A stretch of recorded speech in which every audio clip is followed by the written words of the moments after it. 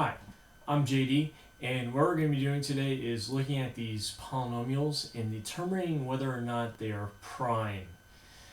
And when it says prime, it's in reference to factoring, which means that you cannot factor it.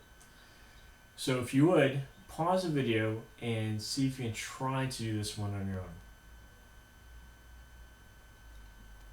Alright, there's basically two ways to figure out if it's prime or not.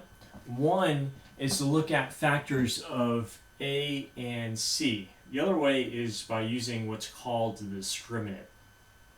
So I'll show you both ways. If I look at, A times C here, the A would be 1 and the C would be 15. And I look at 15 and I start listing out the factors of 15, such as 1 and 15. 2 doesn't go into it evenly. 3 and 5 do, and that's pretty much it. Now, what I then can ask is, okay, are there any factors, and here since it's plus, would give me, when added together, gives me 3? And the answer is no, so it would be prime.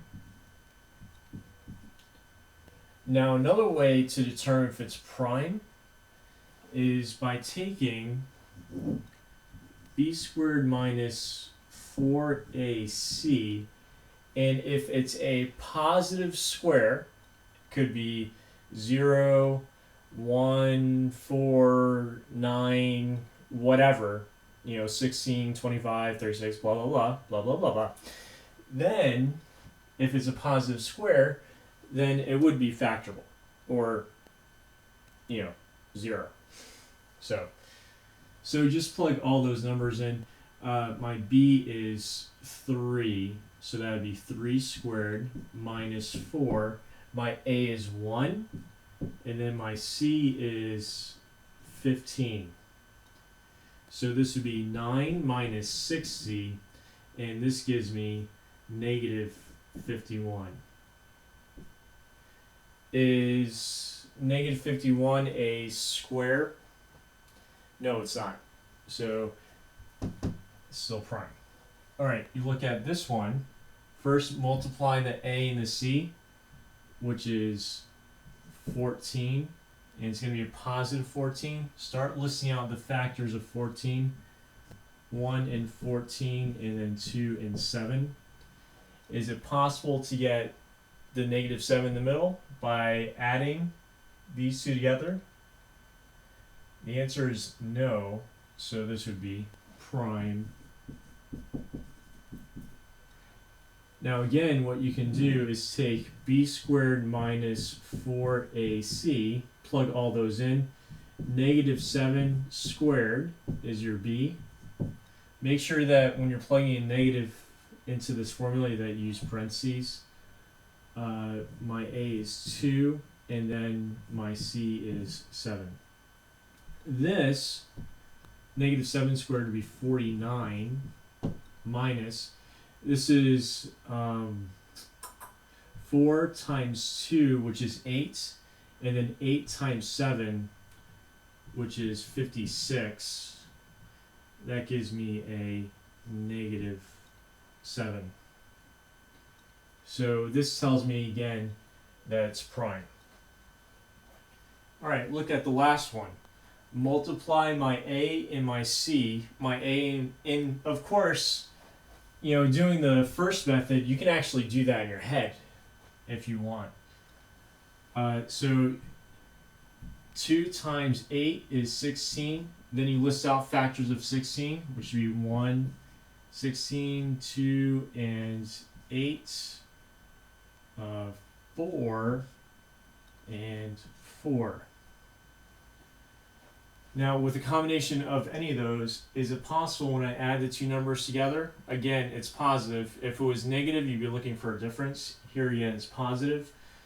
So, is it possible to get 17 with any of these factors? And the answer is yes, 1 and 16. So this is not prime. It's factorable. Now, let's look at b squared minus 4ac. Again, we're either looking for a 0 or a positive square. So my b would be 17 squared, 4, and then my a is 2, and then my c is 8. Alright, so I gotta figure out what 17 times 17 is. I don't know off the top of my head, so I'm gonna have to do a little side work. This is 9 carry the 4. 7 times 1 is 7, plus 4 is 11, and then 1 times 17 is 17. Add together, I get 289. So that's 289 minus, and this would be 4 times 2, which is 8, times another 8, which is 64. And then you have, you subtract the 2, so that would be 22,5. Now the question is that a square?